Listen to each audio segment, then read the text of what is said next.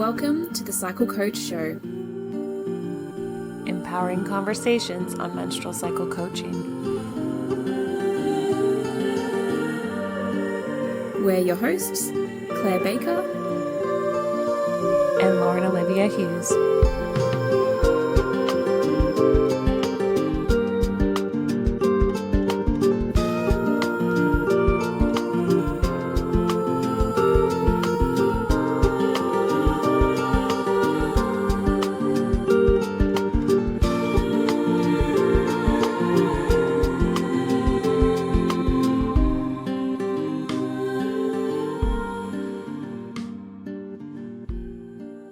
Hey, Lauren.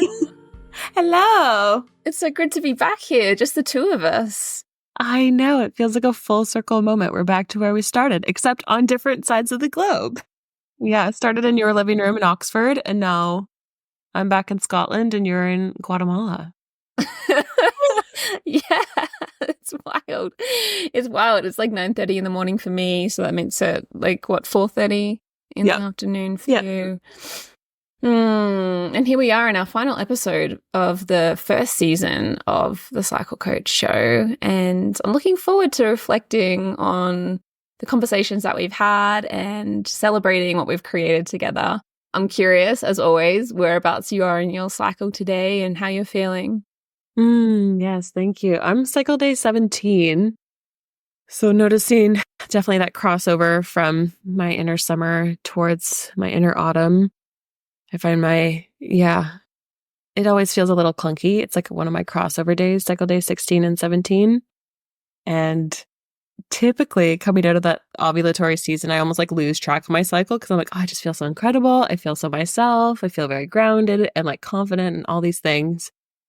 And then this day always like is a bit of a reality check almost. And it's typically when I all of a sudden like grab my phone to like check my Clue app to be like, where am I? And it's always like cycle day 17.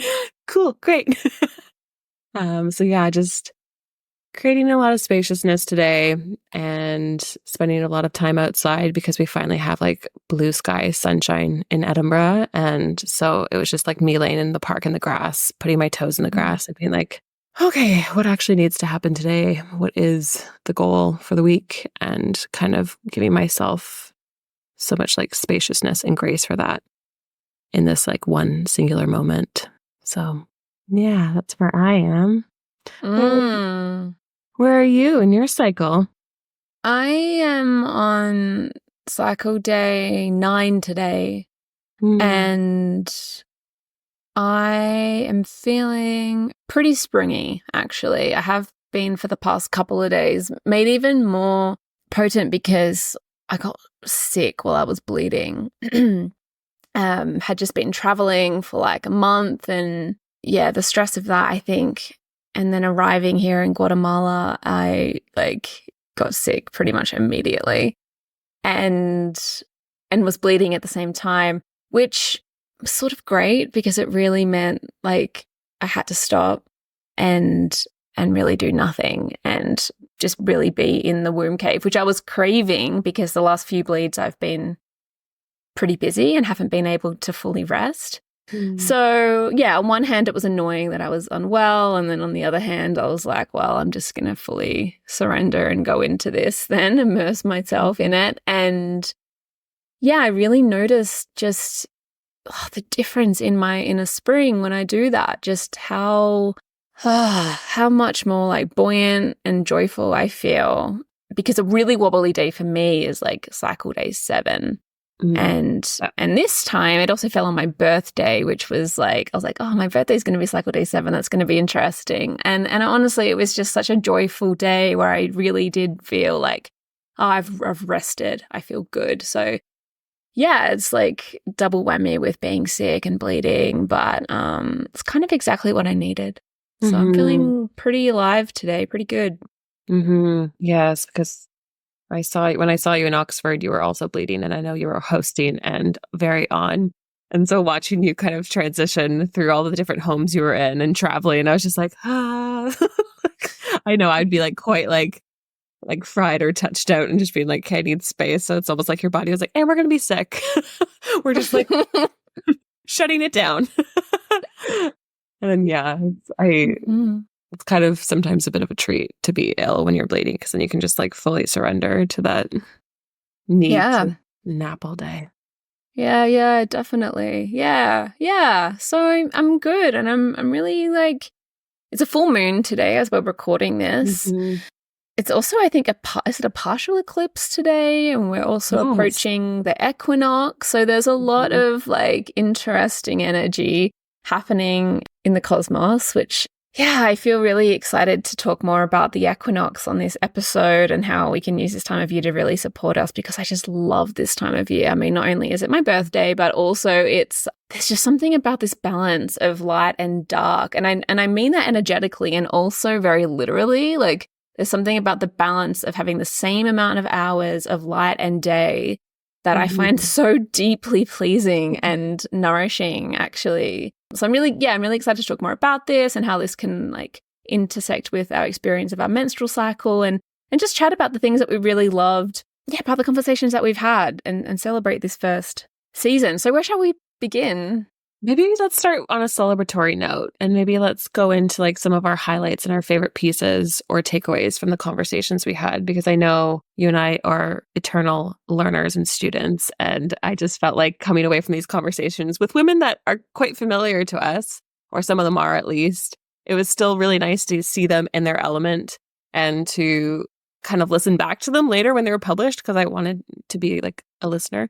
And it was really fun to actually listen back and to like take notes and to learn from their wisdom. So yeah, I feel like we should just start there. It would be really nice. Cool. Yeah. Would you like to go first? Which were some of your favorite moments from the conversations that we had? Well, the first one that kind of stands out to me was your conversation with Charlotte. And I think that's because I wasn't there.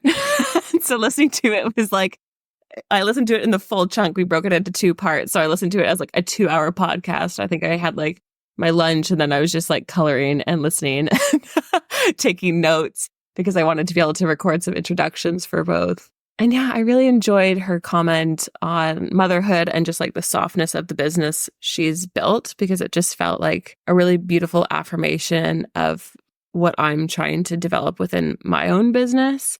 And like, as I move towards like wanting to start a family with my husband, letting myself like know that it'll be okay, and that you can still have a very successful business as she does, from a place of like still having that family, still having other commitments.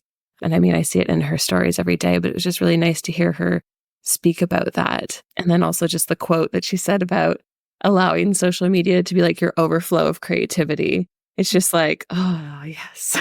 Because I find social media is just like a bit of a journey for me some days. And so it was just like, oh, right, this whole thing that we're trying to do can be so easeful. And I find when you allow it to be, that's when you attract like the best people into your space. So I really enjoyed hearing her speak. Yeah, me too. I mean, Charlotte is so inspiring to me. I think until you have children, there's just no way of knowing how that's going to be. I can imagine, but without having kids myself, like, I know how challenging it can be to be self-employed and to have a business. What I really loved is that when I asked Charlotte what it's like being self-employed with 3 young girls, her first response was she couldn't imagine going to a job and being employed, and that actually it was the only way that she could really see herself doing it. And also her husband is self-employed as well. So the way that they, the conversations that they have around negotiating, like who gets time to spend on their business and when, and really valuing and prioritizing the other person's creativity and what they bring to the household through income. And yeah, I just thought that was really, really cool to hear that actually for her being, having her own business is exactly what she needs as a mom. Yeah, because that's what I always visualized for myself as well, is just that fluidity of like owning a business. And like whenever I visualize myself being a mother, it's like with a child on my hip, and like still like being creative and being able to kind of exist in both realms. And so, I mean, my husband and I are both entrepreneurs as well. And so it was just kind of like a little nod from like someone just like that farther ahead on the journey to be like, yeah, it's okay. Like, come along. Like, you're going to be all right. Cause like all I know really is like people who have like mat leave and all these things, and just being able to like have that assurance, I suppose, because it's one thing for me to say that without having kids, without having the experience of being like, oh, well, like, you know, I plan to work and have kids. And I mean, I don't know what it'll look like exactly in those early months, but it's nice to see that it could be possible. And actually it worked really well for her family and it was a positive, right? Yeah, totally. And on the topic of social media, I just want to take a moment to acknowledge Lucia and Mariah and just what a fun conversation that was. I mean, that was one that I was not privy to. You did that one. And it was such a journey listening to that chat. I loved, God, you know, like I remember setting those two up in their listening partnership so clearly. And I remember really feeling like, yeah, this is a connection that I know that they had already met through the B School course that I was doing. And I really felt like they had something magic there, even though they were so many time zones apart. And it was so pleasurable to see them in person together this summer and spending all of this gorgeous sisterhood time in Italy and then having that, I felt really honored that we were able to have that conversation with them and for the three of you to just be chatting. And what I really loved about that chat, and this was evident through all of the conversations, but particularly in this one, was just how different each of them were in their energy and in their articulation and even the sound of their voice, according to whereabouts they were in their cycle. So I think Lucia was on cycle day 3 or 2 even. She was bleeding, right? And Mariah was well and truly like in her ovulatory phase. And you could just see, even on the video, like Lucia starts like slightly slumping over the course of the conversation, kind of leaning on, like really sweetly leaning on Mariah's shoulder. And Mariah was just so fiery and like so full of like, she just had so much to say, like she was so verbal. But whenever Lucia would bring something into the conversation, like it was just so much like wisdom and gold behind it. And she just like really said the thing like that needed to be said. And it was so cool watching those pole opposite energies like interacting together.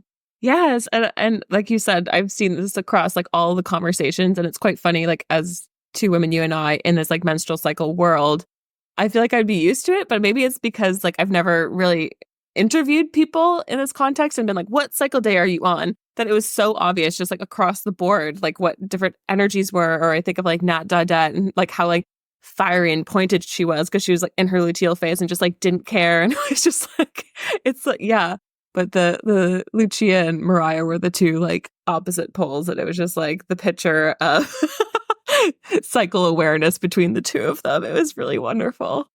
Yeah, you're right. Nat Dodette's luteal energy was so fierce in that interview around imperfect cycles and this emerging wellness culture that we're seeing now on social media and the wellness girly, cycle girly culture, which is great that we're getting more awareness around menstrual cycle awareness and there's more conversation happening about it. But there's also this like pressure to achieve some kind of perfect cyclic experience. And then I really liked how Nat pointed out that there can be this then like self-criticism that can happen. Well, if my cycle doesn't look like this person's cycle on Instagram, then there's something that I'm doing wrong and there's not a lot of room for nuance, which was something that you had pointed out that where, you know, social media isn't exactly like known for its nuance, like potential in general. We know this. So yeah, it's one of those things where I think I'm seeing a lot of the people who have been in this industry for a while now. Yeah, just like curiously noticing, okay, there's this new wave of conversation happening, which feels like a little simplified and like we're kind of putting women and female bodies into boxes. So it was really cool hearing that conversation and the like, the wisdom and the experience in the three of you and Nat Martin and Nat Dodette talking about this, like, from people who are actually working directly with the female mind and body and spirit, like we know that it's not that simple and that there is more complexity to it. But in that complexity, there's so much gold. And that journey of self-discovery is so powerful, far beyond just trying to achieve some kind of like perfect archetypal cycle, which doesn't exist. So yeah, I loved that chat. Yes, and I love what you're saying about just like the complexity of our human experience, but then just in so many of the conversations, I feel like we keep coming back to like social media and just like that wellness culture and that almost like that filter that we want to look at the female experience. And it's just like, of course, there's always going to be an industry that wants to like monetize our experience. And so just kind of being a little critical about that when you see it and like letting menstrual cycle awareness just be so simple. And like, there's so much power we can do internally, but it doesn't have to be like so regimented or so like specific around like what you're eating or what you're ingesting or what teas you're making. And like, of course, that could be a beautiful ritual, but if that works for you only, it doesn't have to be like another thing that you're worrying about and beating yourself up around, because we do that enough. So speaking of teas, that's a really lovely segue into the conversation we had with Adele about ADHD women and the obsession with teas. I loved that chat. Do you know what I really loved about that conversation was that I had said to you beforehand going into it, right, there's 3 of us on this call. Let's just really do our best not to speak over the top of each other, because on some of the previous audios, there had been like moments where the audio had kind of cut out because we had, there had been like people speaking over the top of each other, which happens. And then it was really funny because then, when we started talking with Adele, she was just like, oh, screw that. Like, let's just talk over the top of each other. Let's just really show people what it looks like when 3 neurodivergent women get together. And it was just such a beautiful reminder that, yeah, like I need to remember that as well sometimes. Like, let's just really be as we are. And it was such a beautiful permission slip to then go into that conversation with that intention. I mean, there was certainly still a part of me that was like, okay, I just want to make sure that all of the voices are being heard. I know. I want to maintain the audio.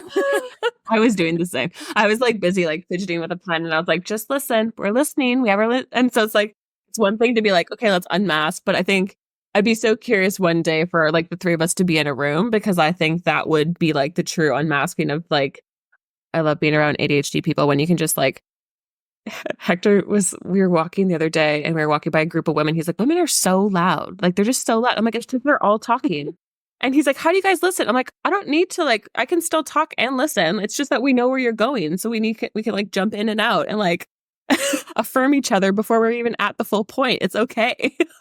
I'm just like, he's like, I could hear them coming. I was like, yeah, they're having a great time.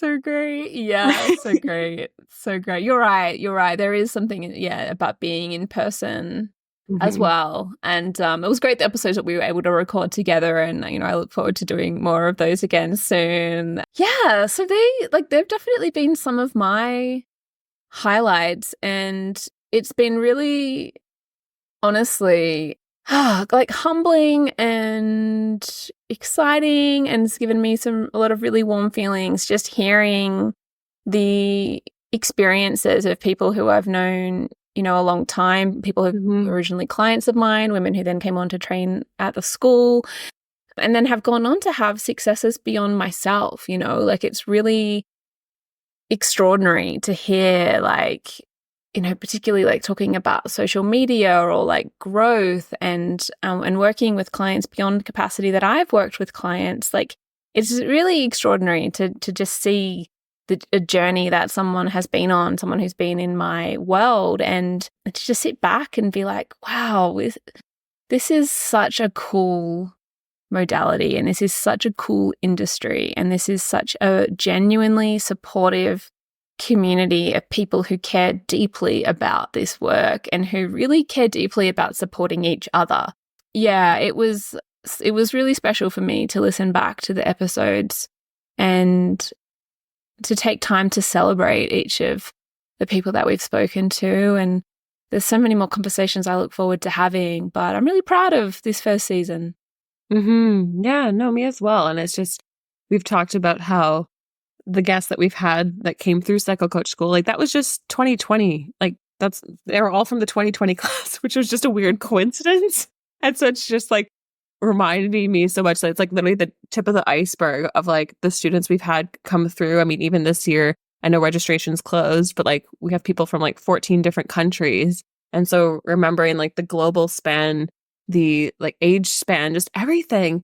And I know like as a student who came through in 2020, and I think I was a bit unique because I didn't have an existing business. Like I was kind of starting from scratch. And so having to go through that whole cycle of like seeing you doing what you do so well and being like, okay, maybe I need to be more like Claire, and then seeing everyone else do it their own way. And then finally coming to a point a year or two ago being like, okay, actually, you can't put anyone on a pedestal. Like we all are just like so in the dirt of like our own stuff. And we have our own perspective and our own experiences that we can offer to other people. And it's been beautiful, like, you know, marking assessments, but also like starting this podcast and seeing people be so successful with their like very specific points of view or like what lights them up and like makes them passionate. It's not necessarily what interests me. And that's more than okay, because then, you know, we can have that referral network like Adele spoke about and just like pass people along and just like have a really beautiful matriarchal business where we're just like in circle, like passing clients around and creating magic.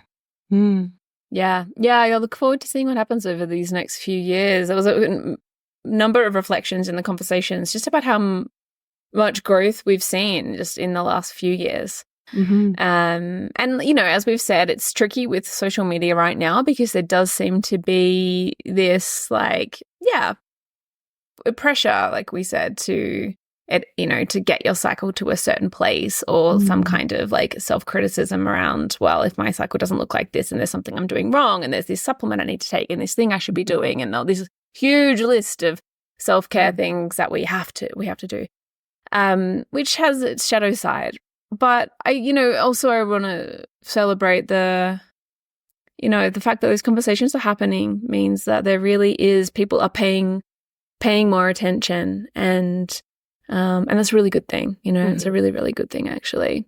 So I'd love to know what you're celebrating right now. And it's a full moon, and this is something we often we do every full moon at the school, is give everybody a chance to celebrate their offerings, things that they're promoting, like what work they're doing in the world.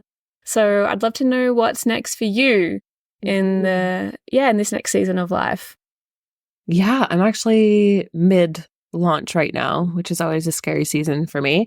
With like my 6-month exploration small business creative cyclical living group that I created called The Den.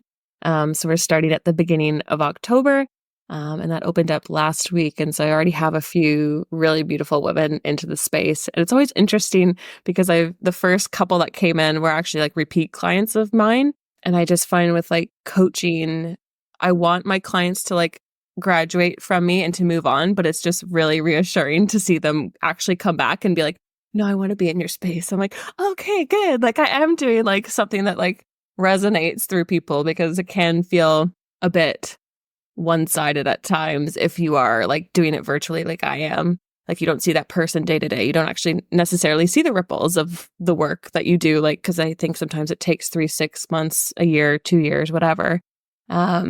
So yeah, I'm really excited so far about the women who have entered that space. And so we start October 7th. And yeah, we just get to like start in this beautiful autumn season in the Northern Hemisphere. And then I get to like hold them through winter. And then by the time we're done in March, we'll like be emerging into spring. And so I'm just really excited to be able to curate a space that is so cyclical and aligns with how like I love to do business, which is just like creating that cocoon for manifestation, but also dreaming and like reflection, celebration, just all the yumminess without the push and panic of January 1st. So that's what I'm currently pouring my attention into, and really struggling to keep my ADHD brain focused on this like one task. Because as I'm like in this space, I'm like, I also want to like launch a Substack and start these workshops and do like all these different things. And I'm like, one thing. We're doing one thing. So yes, that's where that's where my brain is right now. Cool.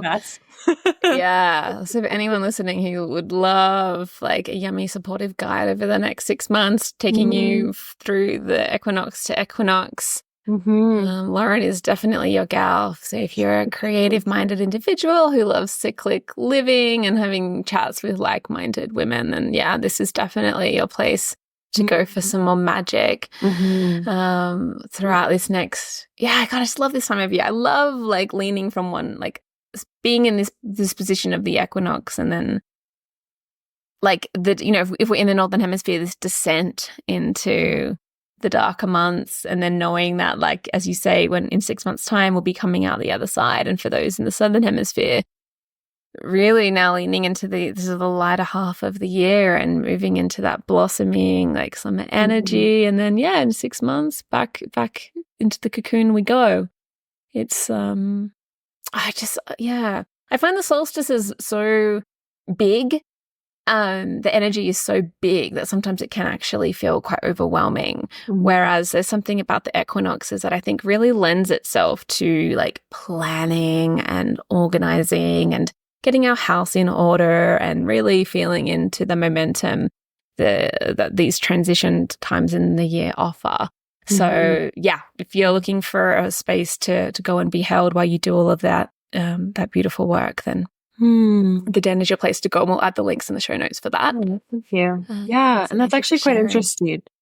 Quite interesting what you're saying just around the solstices versus the equinoxes. Because like when you really think about it, like the solstices are obviously the two peaks. And so there's just like so much, like obviously in Edinburgh as well. Like we have sunlight until it feels like 11, and then the sun's coming back up at 2 or 3. And so there's just like that abundance of summer energy. And then on the opposite side, just like so much darkness. Whereas I find these equinoxes like light me up so much, because it is truly like that cyclical experience in like a day, because you have that like beautiful light energy, but then you have so much darkness, and it's just like a really beautiful balance to like be a truly cyclical being within like the time of the day. Oh yeah, I find my energy is just so much more stable around the equinoxes. Like I sleep better. I feel like my blood sugar is more regulated. I feel like my whole system is just like humming. And I wonder sometimes if this has something to do with the fact that I grew up in Australia, in a part of Australia where our sunrise and sunset doesn't really change that much throughout the year. It's usually like a couple of hours difference, maybe. We don't have that dramatic change in light and dark. Where I grew up, we get the 4 seasons, because I grew up in Southeast Australia, so we still have the 4 seasons, whereas folks like in tropical northern Queensland in Australia wouldn't get the 4 seasons. It's dry or wet. But I did. I grew up with the 4 seasons, but I grew up with not an enormous difference between light and dark. And living in the UK for the last 8 years, it's just tough. It's so different having that huge difference, like, and it's even more pronounced where you are in Edinburgh in Scotland. So I often think there's just something in my system as well that like recognizes the familiarity of being in an even amount of light and dark. And I notice as well in my cycle, I feel this too. I really love the moments in my cycle, say like, it's interesting hearing you talk earlier about the cycle day 17 being tricky for you, because that used to be a really tough day for me as well. And now as years have gone on, I definitely find that I actually really love that moment of like the gears shifting and feeling that like kind of even balance of light and dark that I feel like just after ovulation in those few days after. And then also around, say, like a cycle day 3 or 4, where the light is definitely coming in, but I'm still in that dark space. So these like transitory moments as well in the cycle where there is this balance between light and dark. Yeah, I feel good there. I really appreciate those places and what they offer us as human beings who also contain light and dark and who need both the light and the dark to thrive. I could never imagine being someone who chases the summer all of the time. Like I need the dark for like that nourishment and reflection and introspection and recharging time. And also I need the light and the sun. So I just love this time of year for the possibilities that it offers, and for, like I said, this planning and looking forward. Like you're in this even keel place now. So then what is growing for you? Is it the light that's growing? Are the days going to become lighter? Is there more light coming into your life, and like summer and abundance and fertility and growth and expansion over the next 6 months? If you're in the south, or if you're in the northern hemisphere, then are you going into a place of more dark and introspection and reflection and like gathering, your resources and tending to your soil? Like, so just invite anyone listening to just reflect on your relationship with the light and the dark. What are you craving more in your own life right now, regardless of where you are in the world? Like, is there an aspect of light that you want to embody more of, or is there some darkness that you need to kind of curl into and enjoy? And also looking in your cycle, like where there are these places of transition between the two, like what is that like for you, and what can the equinox teach us? I really subscribe to this idea with balance that like it's not necessarily about having even amounts of stuff in our lives that creates balance. Like there's always going to be a time in our lives that we imagine our lives having been like a pie chart, that some things take up more room than others. And that's perfectly okay. Balance is like actually much more fluctuating than this like perfectly balanced scale of 50-50. So also, noticing in your life, like what is taking up more time right now, and either accepting that and honoring that because that's exactly where you need to be right now, or noticing if there does need to be a shift in the scales. And it's just, this moment is so powerful for those kinds of reflections and tweaking, for this next cycle that we're moving through. Absolutely. It reminds me of, I don't even remember where I heard this, but kind of shifting your perspective almost on the word balance and using the active verb of balancing, because you'll never just like be in this place of like perfect, like even scales, being like, everything's perfect, don't move. Like it's going to constantly be shifting. And so kind of removing that pressure of like having that balance every day and like being able to use that active verb and to just kind of plan for those highs and lows. But I love that invitation to kind of look at what you need more space for. Yeah, I was by the sea last week, and it was like an immediate exhale. So I'm like, that's top of my list. I'm like, I need more water as a little Cancer sign. I'm like desperate. It's a Pisces full moon. I need to be in a large body of water immediately. It'll be very cold, but yeah, I've heard you mention this a few times now. Taking more water. Yes. That element is really calling out to you right now. Yeah. And the elements are such a great way to tune into what it is that we need, Like I love using the elements as a framework for the menstrual cycle. So for example, if you're not familiar with this framework, we could talk about menstruation being akin to the water element. We can talk about the pre-ovulatory phase being like the air element or the wood element if we're using a 5-element framework. Ovulation would be related to the fire element, and then the premenstruum would be the earth element or the metal element if we're using a Chinese 5-element framework. And I love using the elements because, particularly if you grow up in a part of the world where, like I said earlier, you might just have 2 seasons, dry or wet, then the 4-season framework might actually not resonate. And I think also, with some of the conversations we've been having around expectations around what our cycle should look like, sometimes the inner seasons framework can make that trickier, because we can, think to ourselves, well, I need to have this perfect inner spring or this perfect inner summer. And there's something actually, I think, quite freeing about the elements, because they connect us to like our true nature. And true in, that we're made up by all of these elements. They're in our bodies, we are these elements, and they're very much in the land and the waters that we live in. And so they can be like, I guess, like more freeing in a way, because when you really begin to contemplate an element and meditate on it and explore it and be curious about it, and what about it is it that you feel called to, like you feeling called to the water element right now, like what is it about that element that is drawing us to it, or that we feel like we need more of in our life? And I think they can really reveal so much. So I think in my own personal practice, more recently, I'm definitely working with the elements in my own menstrual cycle awareness practice far more than I've been working with the seasons, actually. And I think when it comes to self-care, like in my course Flow, we use the elements when we're talking about what self-care we feel drawn to, because I do think that they can reveal much more. Say, for example, if we're contemplating like the fire element, like what is it about the fire element that could inspire our self-care practice? Like, do we need to be moving our bodies more and generating more heat and, and burning up energy? Are there things in our life that we do need to burn down and transform? So just noticing like, what is it about this element that could really inspire us? I'm curious then, like, what is it about the water element that you think is like drawing you in right now? Yeah, I mean, it's interesting because I feel like sometimes that seasonal framework is a bit of like an entry level, almost like welcome to cyclical living. And so there is still like boundaries around this is for this phase, this is for this phase. Whereas I feel like the elements are a bit more fluid. And of course, they mirror the energies of each phase.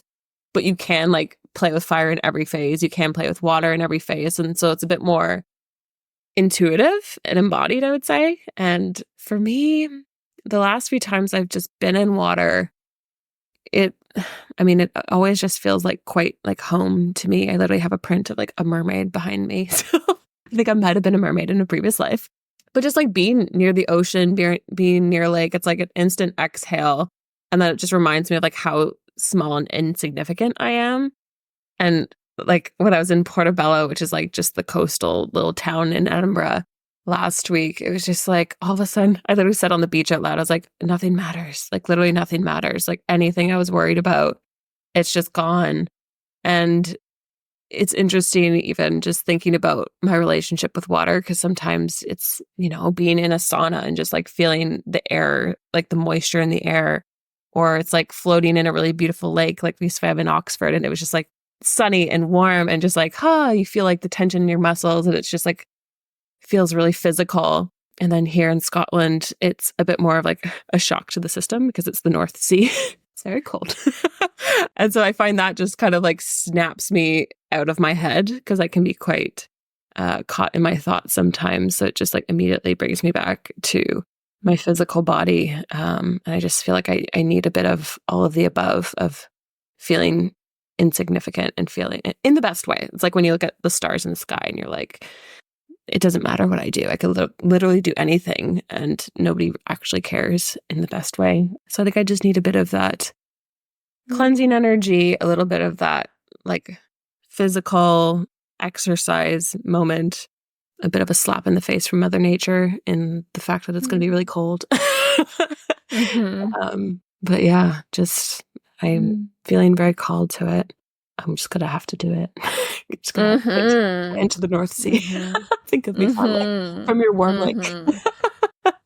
I could see you with the beanie and the gloves and wading into the water. I could see you with like a cackle of women just like like everyone's just chatting and laughing as you all like enter the water together. It's like, have you ever read the book The Seven Skins of Esther Wilding? No. It's a brilliant novel. You should read it. It's really beautiful. But there's this scene where she like enters the water and there's all these older women who obviously swim every morning, and she goes under and she's just having this like very like emotional experience, spiritual experience of like feeling so held by the water and knowing that these women are around her and like witnessing her in it. And I just was like reading it and like sobbing because I was like, oh, that sounds so nice just to like be in that communion. And like when I lived in Portobello, it was always women in the water, like always women with the hats and the mitts and everything and like the big dry robes. It is always women, isn't it? I mean, I know that men also go swimming, obviously. But there is something about cold water swimming specifically that does seem to attract women. And I don't know the exact science behind this, but I know that our endurance in general is higher, like the female body than the male body. I mean, if you think about childbirth, it makes sense that we've been like geared evolutionary that way. And I wonder if it's like, is it social? Is it like the stress of living in this patriarchal society that like draws women to the water? Is it about that feminine element? You know, the water is such a feminine element. Like, are we drawn to the mystery of the water, the depth of the water element? But there is something about this collectively. And I know that we have a few cold water swimmers in our community as well. I'm thinking of Vita Hollander right now, from Body Sense. Like, I know that we have people in our community who are really drawn to it. I'm wondering if anyone listening has any insight on this, because there is something about this, like, increased attraction to cold water swimming that seems to really land with women and folks in a female body. It's cool. And there's just like so much, it's like, I mean, obviously the ocean's a very scary place, but there's so much like silent, wise power to it. And I can't remember who I was providing feedback for an assessment, but they were talking about how they wish they had more fire in them to like, because I just feel like it's a bit more of a masculine element, but just like they want more fire to like really like go after their business and chase their dreams. And I feel like she had shared what her zodiac sign was, and she was a fellow water sign. And I was like, let's not forget that, like, you know, the ocean provides life and is really beautiful to look at, but it can also drown you. Like, you know, so there is just like this like mystery to it. And like, I think if we can actually connect with that, like that is like the answer to so much. And I feel like maybe that's what women's sense is, just that kind of homecoming where, like I said, when you're cold water swimming, like you are just so in your body. You're not like worrying about how you look or you're not worrying about what to eat later. Well, actually, I usually am, but let's not laugh. Well, you have to be prepared, right? Like, you have to be prepared with snacks. You have to have a thermos. You've got to have your dry robe. You have to be like, you know, you have to be careful. Yeah. And there's something about that, like, exposure to the elements in this way that I think, I know I crave, you know, is that feeling of, like you say, like, you have to be mindful, you have to be present, you have to be listening to your body so intently as you enter that cold water, to really, you know, to be breathing, to be paying attention to like the sensations, and to notice like how much is too much, like where are your limitations. And yeah, it's very transformative to put out, you know, to put yourself in that kind of immersive experience where you really have to be taking such good care of yourself. And then the endorphins afterwards are just like amazing. And the stress, you know, we know that it also helps with stress and teaching the body how to manage stress by putting ourselves in that stressful place. Something I really love is hot and cold water therapy. And again, another one of our cycle coach graduates, Karen Chu, talks a lot about this, like going from flow radiance, for anyone listening. So moving from hot to cold and hot to cold. And I know that for me, particularly in my premenstrual phase, I really crave this kind of self-care therapy, is like the sweating. So like, again, connecting with that water element and also the fire element through sweating in sauna and exercise, and also just having like a hot bath or a hot shower, and then moving into cold. So then moving into whether it's like a hot and cold shower, like contrast showers, which is a really easy and accessible way to do this at home, or in a sauna, going from sauna to cold water and back again. Like, they're really simple and powerful ways to help the body to adapt to stress, to like flush out our system, to get our lymphatic system going, and like, again, connecting with these natural elements, putting ourselves, you know, immersing ourselves in nature like this. Again, like another like growing community, I think, this like sauna culture. And absolutely. I see more. It's cool. Yeah, I see more of them continually popping up around Scotland. I'm like, oh my God, yes. Yes, because it's perfect. We have so many lakes and like obviously the sea around us. And so it's just, I want to visit all of them. It'll be so nice. Yeah, totally. I just went on a little UK, like, I visited 4 different saunas in the UK regionally, which was just awesome. And they are like so wonderful because they really connect you deeply with the community. I've really found, like, when I visit somewhere, when I'm traveling, like, a sauna is a really great way to just like directly drop into to a like-minded community. And again, women, like, there's just so many women in saunas. Like, whenever I visit a sauna, it's just like filled with cackling women and everybody's like, you know, warm, quite literally warm from the sauna, but also really open and chatty. And I found this like, you know, wherever I go, there's like these places that we go to retreat, to connect, to like be in, I guess, like in a circle together. And it's just awesome to see like the revival of these, because this is ancient, like, you know, across so many different cultures and traditions, we've had bathing rituals.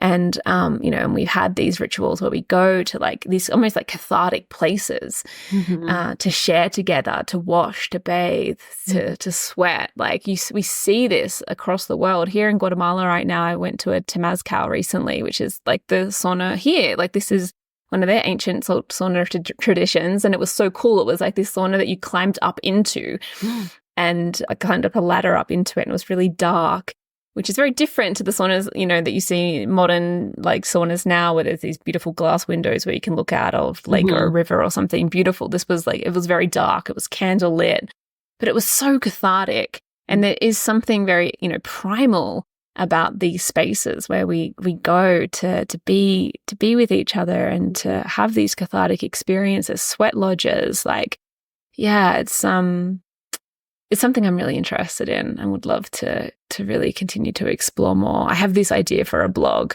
or an Instagram account. I'm not sure yet what it will be yet, of just, exploring sauna culture across the world and really connecting it with the elements, and particularly exploring the relationship that women have with these spaces, because I think it's something really important and powerful in it. Yeah. I could see you doing that. Like you say, you know, it's one of the ideas. It's like, I've got all these ideas. It's one of them on the list. Who knows if it will ever actually happen? Full circle back to the full moon celebrations. What are you celebrating? What are you working towards? Yeah. So, like, personally right now, I've just celebrated my birthday, and I'm celebrating a birthday that I feel a genuine, like, contentedness in my life. I feel a million miles away from how I felt 365 days ago. Like, I literally cried myself to sleep on my birthday last year, which is not normal for me. You know, I actually love my birthday. I always have. It's like, I don't have like huge hang-ups about my birthday. But last year I was just in such a like vulnerable place, a confused place, frustrated, angry, just really unhappy. And, you know, and it's just such a miracle how much can change in a year, and what happens when we are courageous and like make big moves in our lives and make big decisions. And, you know, for me, these have been big decisions, like leaving my marriage, like leaving the UK, some decisions around work and how I want to live my life. And yeah, tough, but I feel like I'm really celebrating coming through that dark, like, death portal of like really going into the unknown.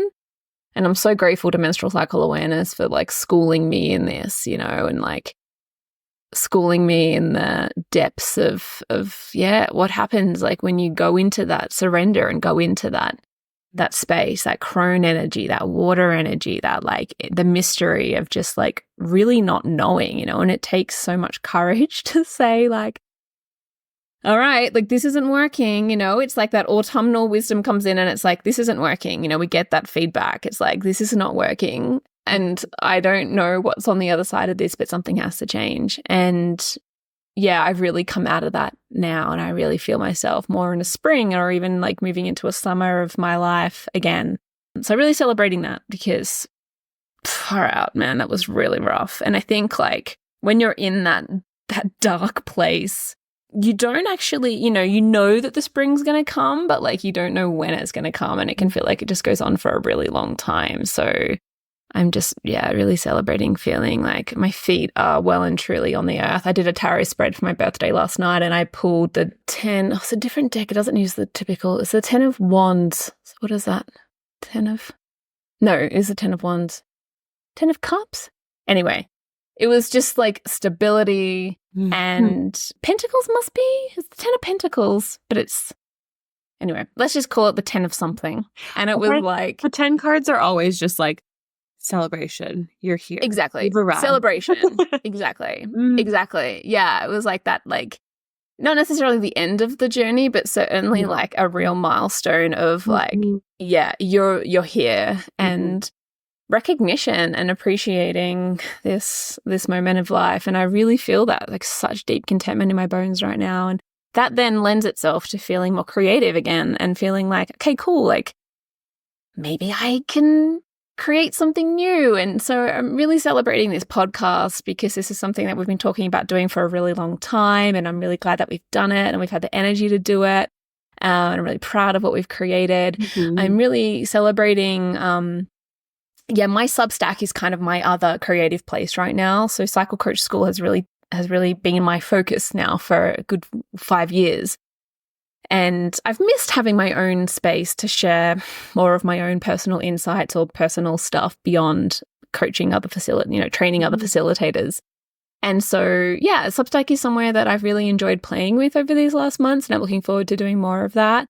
We have these calls every 6 weeks called Cycle Journaling Circle calls, and they're a really fun place to come and drop into other kinds of, cycle awareness that I'm exploring and playing with different journaling prompts, reflecting on the different moments of the year. For next week's call, which is the Equinox call, I've decided we're going to use the Queen of Wands as our muse for the call, because I think she just really embodies this light and dark so beautifully, the watery feminine queen with the fire of the wands. And I'm just having fun with that right now, like there's definitely a couple of course ideas that I have, but they're in no way like ready to share for now. Like I think, yeah, definitely my Substack, which is the periodical. So if you're on Substack, like definitely come and check it out. There's content that's free that comes out every month, but there's also for £5 a month, and you get access to those calls every 6 weeks and other like exclusive articles and shares. And there's a few really cool things happening over there, and there's a really awesome community of people. So I'm really enjoying that space, and it feels good to have a space that, like I say, is beyond my work here at Cycle Coach School, and that's a bit more just for for me, for Claire. So that's celebrating that. Yeah, witnessing you in that. And I know you've always wanted to keep Cycle Coach School and Claire Baker a little separate. So it's nice to see you have like spaces to be both, to be like the Claire Baker of Cycle Coach School, but also to just like explore and experiment with a bit of writing. Yeah, and I mean, we talk so much about how cycles layer upon each other. So it's just really interesting to hear, like, as you're coming into like that summer of your personal life, that it then like bleeds into the creative cycle and your business cycle and everything around it. It's just quite inspiring at times. The other thing I'd like to celebrate is having a pain-free bleed. I mean, we don't really have heaps of time right now to go into this, but I was thinking about this a lot, listening to the conversation that you had with Nat about imperfect cycles. And last year, so in 2023, I experienced the majority of my cycles, I was in like chronic pain. And I've had period pain on and off. For sure, it was one of my like entry points into menstrual cycle awareness over the last like 10 years. But generally, I know what to do when it happens. Like I know how to care for it, or I know the sorts of things that trigger it, and I tend to avoid them. So I've kind of always managed it reasonably well. But last year there was no managing it. It was pain that was beyond my ability to manage in the moment. Like it was really, really, really debilitating. And I've been, this most recent bleed I had no pain. I had some cramping the day before, so I knew my period was coming. I had some lower back pain, and then that was it. I know, and I think about this a lot, about how, our body is giving us feedback when we bleed and throughout the menstrual cycle, for sure. But that feedback isn't necessarily something that we are doing wrong, or something that like is even necessarily within our power to change, at least not like even in that moment. And I think this expectation that, we're going to reach a point in our lives where we just have this this perfect cycle is so damaging. And it doesn't leave a lot of room for the unknown and for the mystery and for the time that it also can take for stuff to change in our lives and to see that reflected in our cycles as well.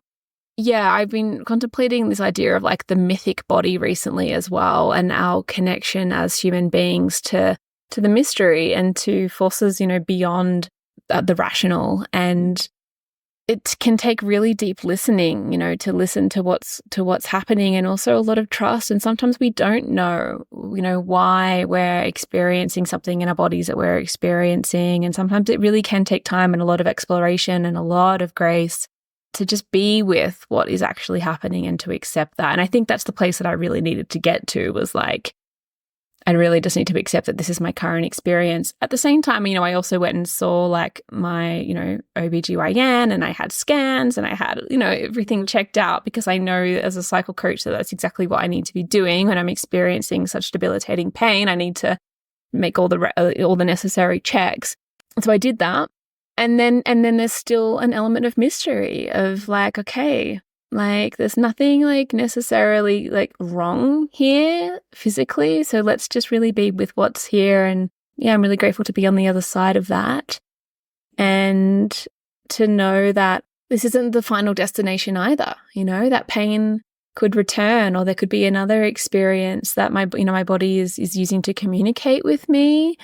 And my job is to listen and to care and be gentle and give myself grace. But like also sometimes we don't always know as well, so like do the checks, make sure that we're being diligent with, checking in with what's going on. And yeah, there's also something in the mystery of just letting go. And I think that's been a really big lesson for me over the last year, is like, cool, I also have to let go, because I don't necessarily have all the answers. There's some things that can't be explained so easily. Mm-hmm. Yeah, I'm definitely noticing that. Just before we logged on, we were talking about like how I'm like tracking my fertility and like noticing shifts. And I love how you're saying it's there's a piece of it that is mysterious, because I went through a very similar process with my GP, having blood work done and just making sure like everything's good, having my pap smear done, taking care of everything. And then just sitting with it, being like, okay, clearly there's a cycle that I'm unaware of. And I mean, I've been making new friends in the astrology world, human design world, and just like noticing like there's cycles that I was not even aware of that I'm definitely being influenced by every day. And kind of surrendering a bit to that and recognizing you can't necessarily control when you're going to step out of that cycle, or kind of graduate to the next one. And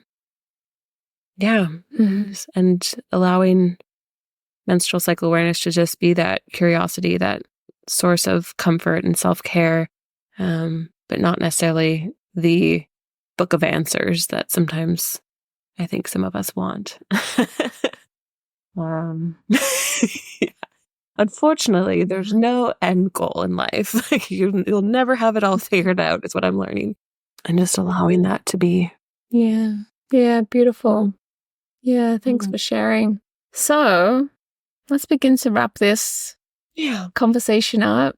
It's been really great to reflect with you and to celebrate what we've created, and also all of the great guests we've had, the conversations we've had, and look to what's coming up for both of us. Couple of quick questions. What are you reading right now? I'm currently reading my book club book, which is The Murder at the Vicarage, which is an Agatha Christie mystery, which I've never read any Agatha Christie, and I'm trying to remain open-minded. It's not my normal style of fiction, and I'm intrigued by the mystery. but it's definitely a book club book. Cool. What are you really reading? Cool. I'm reading Slow Productivity by Cal Newport. He wrote Deep Work and Digital Minimalism, both of which were pretty big a few years ago. And I really appreciate his thoughts around productivity, around creativity, around like modern knowledge work, and the fact that like he doesn't use social media. He's just, built his business with a lot of long form creativity, which I just always find really inspiring. It's like nothing necessarily brand new to me, these ideas. He's talking a lot about working at your own pace, working and focusing on quality, like being really obsessed with quality rather than with quantity. And I appreciate these ideas a lot. So yeah, I'm enjoying that. It's a good reminder, as always. I feel always very drawn to these kinds of ideas about creating. I think that like productivity has kind of gotten a bit of a like bad rap over the last few years. Like we sort of don't want to just be machines. We want to be human beings. We don't just want to be doing all of the time. And for sure, I think capitalism has given us like a totally warped perception of the relationship between our value and productivity. However, like it also feels good to produce, and it feels really good to create and to make stuff and to have an impact on the world. And like that requires, being productive. So I'm interested in like redefining what that means. And and his work is really rooted in a sustainable creativity and a sustainable productivity that I think is so related to the work that we're doing here as well, through menstrual cycle awareness and cycle coaching. So yeah, I'm enjoying that. It's it's cool. Yeah, sounds good. I'll try that one. Get my library card out. And are you watching anything? Currently watching Criminal Minds, which is I wish I had a better answer. Yeah, I accidentally introduced my husband to Criminal Minds, and he's completely obsessed with it. And I think I don't know how many seasons there are. I think we're on season like 14 and it's still going. So love some good, behavioral analysis unit and catching serial killers. I don't know what the real world application is. It's so good. It's so good. It's so good. How old is that show? I remember watching it as a teenager, so it has to be like 20 years old. And so it's just interesting to watch them kind of age. And yeah, there's a really brilliant autistic character, Dr. Spencer Reed, who we're both like absolutely obsessed with. Like he's quite like stereotypically autistic. And yeah, it's really fun to watch their dynamic and obviously to catch bad guys too. So good. Yeah. So good. Maybe in my next life. Love it. Love a retro. Love a retro flashback. Yeah, bringing me back to my teen years where I like used to watch like CSI and then Criminal Minds. I don't know why. It's just fascinating to me, that whole like human psyche and how people could be so perverse or like their brains just built so differently. Yeah. Just a weird fascination. Cool. Do you have a better answer? Well, mine's also kind of murder related. I'm watching Only Murders in the Building. Yeah.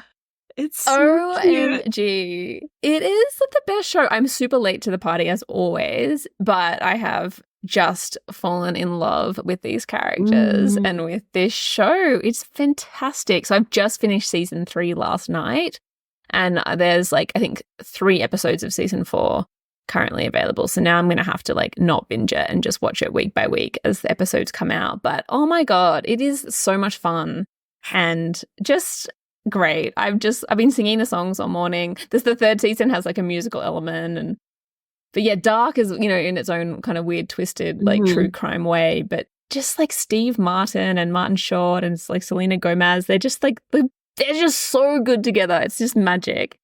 Just so funny. And like, that's one of the few shows that I don't skip the intro song. It's just so good. Yes. It just scratches a part of my brain where I'm just like, bing. And that's another show. We haven't caught up fully, but that's another show I introduced my husband to. And he's much more of a skipper of the intro. And I'm like, no, this is a good one. Like, I have to listen to it. It's just so satisfying. Yeah, totally. Yeah, I went to skip it last night and Adam was just like, what are you doing? It's like, no. You're watching Friends. You're like, I have to clap along. Yeah. So yeah, that's what I'm watching right now. And absolutely loving it. Because I will say, I don't think TV has been that great this year, which is why I can totally understand your like retro flashback to Criminal Minds. Because I haven't fallen in love with anything in a while. So I'm glad to have found this show. We seem to be in a weird cycle with television, especially with like streaming services where I feel like they're trying to move away from what they like literally started as, which is like a service where we could binge, and they're trying to like make us wait a week or like split up seasons, and I'm just like, or cancel seasons after one, and I'm like, well, I can't get invested then. So it's nice to be invested in characters for what feels like months at this point. Oh my God, totally. I'm just hanging out for the second half of the most recent Outlander season to come out. Like, this is another thing that I think is not cool, is splitting a season into two halves. Just call it two different seasons. It's not, you can't call it the same season if it comes out like nearly a year apart from each other. I really noticed that with Bridgerton, but then also they did that with Emily in Paris, which is like guilty pleasure love. But it was a funny moment where my friend was like, oh my God, a month has just flown by, because the second part came out and we're like, oh my God, where did the month go? Like, I just didn't notice it. But yeah, I'm interested in the new season of Outlander, because I hear they go back to Scotland, which is when I actually enjoyed it. I kind of lost steam on the show when they're in America. I want them to go back to Scotland. Obviously, I live here now, so I'm biased. Yeah, totally. Oh, wonderful. All right, my love. Well, let's leave it here. Is there anything else that you wanted to say before we farewell our listeners for now? Oh, just thank you for co-hosting this and co-creating this with me and pitching it to me. What feels like 18 months ago, 2 years ago. It feels like it's so nice that it finally happened and that it's out in the world. And I'm so keen to like come back if and when we decide to. It's been just such a pleasure to reconnect with fellow students and yourself. So, yeah, it really has been. And, it's nice. Like, we've both been talking about the different ideas we just have in our notes app, all the things that we'd love to create, but we don't know if we will. And this was one of those things for, like you say, nearly 2 years that just lived in my notes app and then in yours. And so, it feels good when something actually like does make the light of day, but you have to trust the timing on it, because it just wasn't the right time, and now it has been the right time, and it's felt really easy because it has been the right time.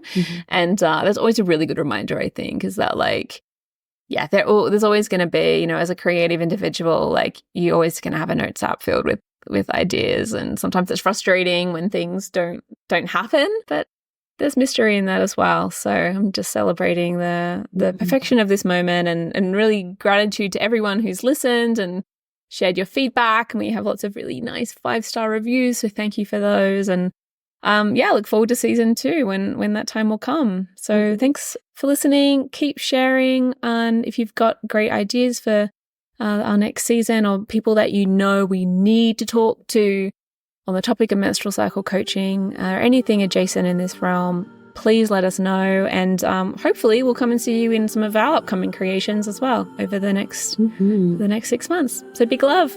Yay. Bye. Bye.